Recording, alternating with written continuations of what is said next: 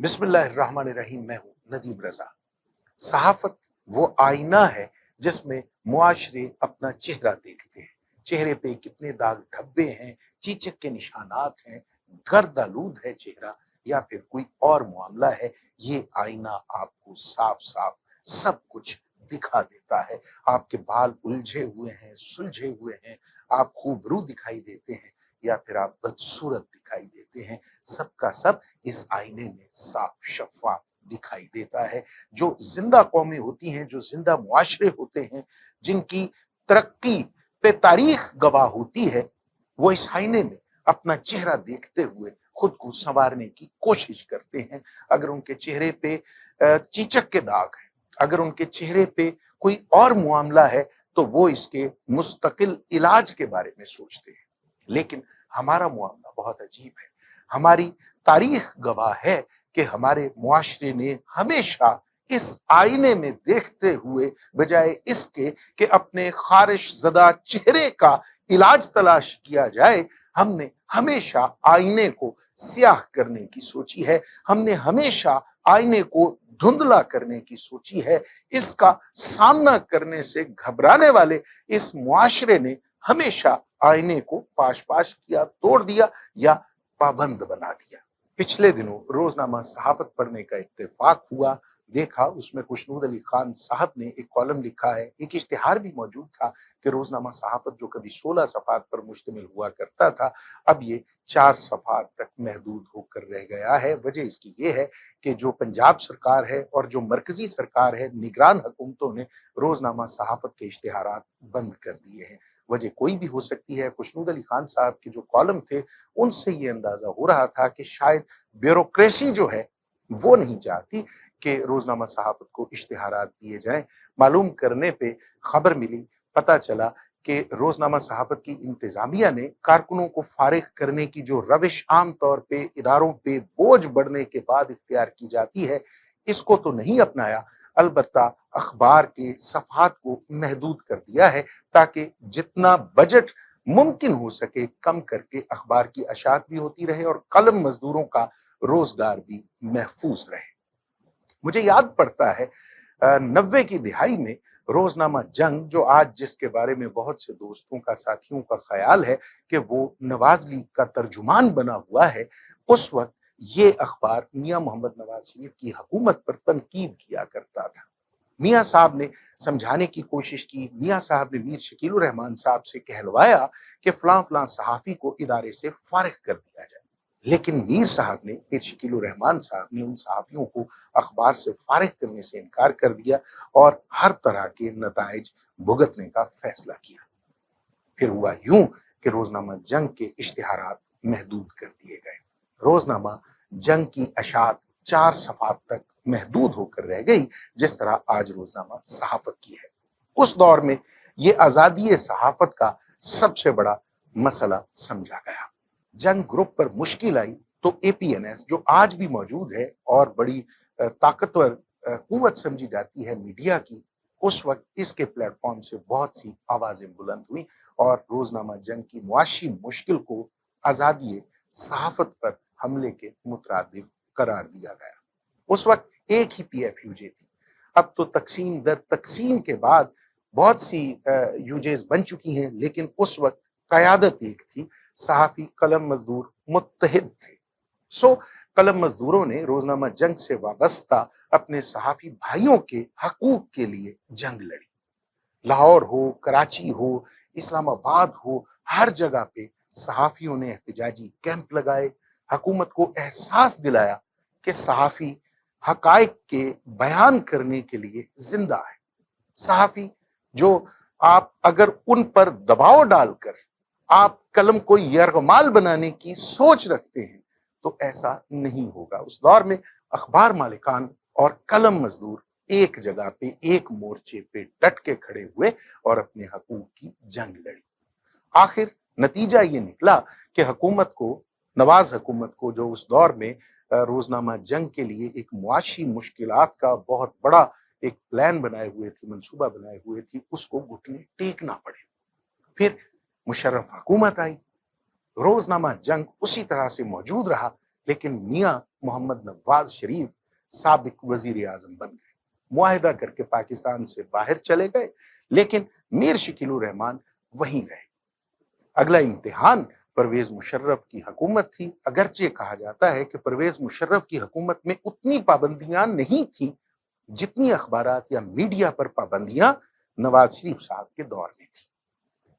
वक्त गुजरता चला गया, जो अखबार मालिकान थे, फिर न्यूज चैनल्स आए, फिर मीडिया हाउसेस, बड़े बड़े मीडिया हाउसेस बने। अखबार मालिकान ने या मीडिया इंडस्ट्री के सेठों ने ये सबक लिया कि जब तक कलम मजदूर उनके साथ हैं, जब तक सहाफती तंजीमें उनके साथ हैं, वो शायद बहुत मजबूत रहेंगे। परवेज मुशर्रफ की हुकूमत के खिलाफ जो सबसे तवाना आवाज थी, जो सबसे भरपूर अंदाज में गूंज रही थी, वो सहाफियों की आवाज थी। सहाफियों के बाद बुकला कम्युनिटी थी।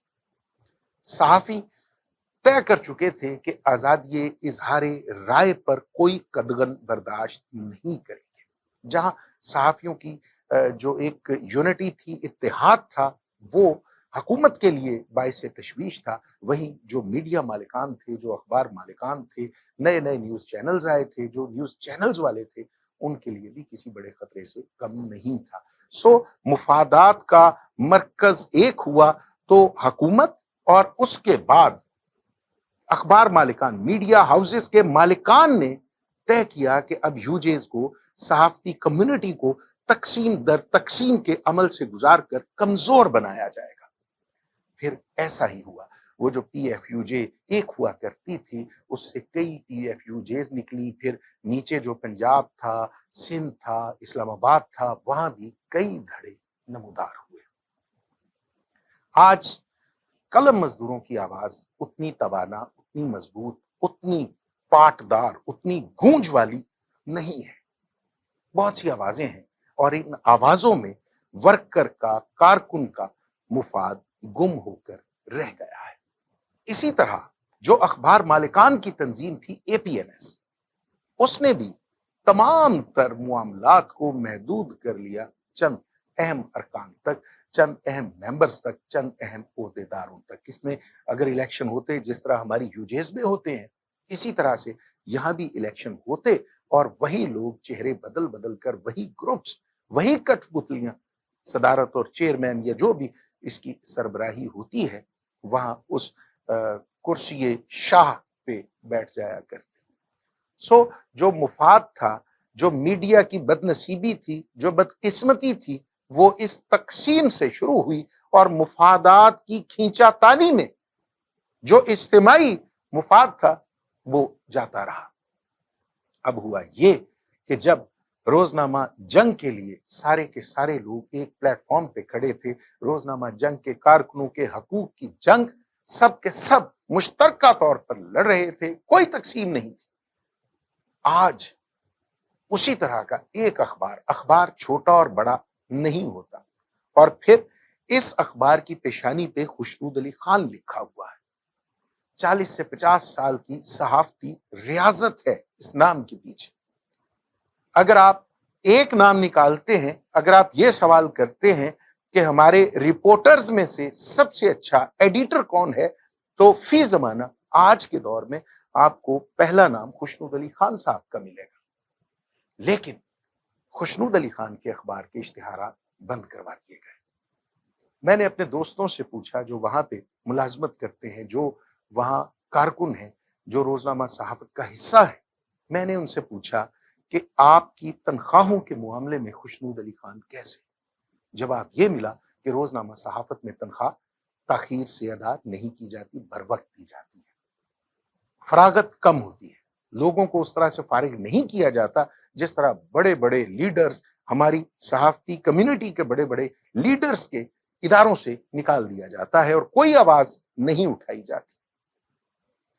मैं एक बार फिर यही कहूंगा कि रोजनामा सहाफत के साथ होने वाली इस ज्यादती में, जहां कलम मजदूरों की कयादत शामिल है, जहां हम तमाम लोग शामिल हैं जो दावा रखते हैं कि हम सहाफत की आजादी के लिए आवाज बुलंद करते हैं, लेकिन ये आवाज बुलंद करते वक्त हम ये देखते हैं कि मुश्किल में कौन है। اگر تو ARY پہ قدغن لگتی ہے اور اگر سوال اٹھایا جاتا ہے روزنامہ جنگ کے اشتہارات پہ، پھر تو آزادی صحافت خطرے میں پڑتی ہے۔ لیکن اگر یہ معاملہ آن ریکارڈ کا ہوتا ہے یا پھر یہ معاملہ روزنامہ صحافت کا ہوتا ہے تو ہماری زبانیں تالو کے ساتھ چپک جاتی ہیں۔ APNS آج خاموش ہے، ایک اشتہار جاری کر کے سمجھ لیا کہ اپنا فرض نبھا چکے۔ حالانکہ APNS کو چاہیے تھا کہ روزنامہ صحافت کے لیے بھی اسی طرح سے جنگ لڑتی جس طرح روزنامہ جنگ کے اشتہارات کی بندش پر لڑی گئی تھی۔ لیکن معاملہ پھر وہی ہے کہ وہاں میر شکیل الرحمان صاحب کا نام تھا، یہاں خوشنود علی خان صاحب ہے۔ خیر، آنے والے دنوں میں دیکھیے کہ اس جنگ کے لیے کون باہر نکلتا ہے اور کون خاموش رہ کر حکمرانوں کی کٹھ پتلی کا کردار ادا کرتا ہے۔ صاف اور سیدھی سی بات ہے، میں محسن نقوی صاحب سے گزارش کروں گا، وہ خود بھی صحافی ہیں، اس معاملے کو دیکھیں۔ کہا جاتا ہے کہ خوشنود علی خان صاحب سے ان کا تعلق بہت گہرا ہے، وہ بھی صحافی ہیں۔ عامر میر صاحب وہ بھی صحافی ہیں، اور بدقسمتی سے جو سلنگی صاحب ہیں وہ بھی اپنے نام کے ساتھ صحافی لکھتے ہیں، وہ بھی دعویٰ رکھتے ہیں کہ وہ بھی کسی دور میں صحافی ہوا کرتے تھے، اگرچہ اب یہ سارے کے سارے کارزار سیاست میں یا جو سیاست کی شطرنج ہے اس کے کھلاڑی ہیں، لیکن کبھی تو یہ صحافی رہے تھے نا۔ محسن نقوی صاحب تو فرماتے ہیں کہ میں واپس پھر اپنے فیلڈ میں جاؤں گا۔ تو گزارش یہ ہے کہ روزنامہ صحافت میں کام کرنے والے جو ورکرز ہیں، جو کارکن ہیں، جو قلم مزدور ہیں، وہ بھی اتنے ہی اہم ہیں جتنا کہ روزنامہ ڈان میں کام کرنے والا یا پھر جنگ جیو کا ملازم ہے، دنیا کا ملازم ہے یا ARY کا ملازم ہے۔ ان کے حقوق کی آواز بننا، ان کے حقوق کے لیے لڑنا، ان کے حقوق کے لیے کھڑے ہونا پوری کی پوری صحافتی برادری کا فرض ہے۔ اللہ رب العالمین سے استدعا ہے، دعا ہے کہ وہ اس ریاست پر، اس ریاست کے عوام پر اپنی برکتوں، نعمتوں اور رحمتوں کا نزول رکھے۔ اجازت دیجیے، خدا حافظ۔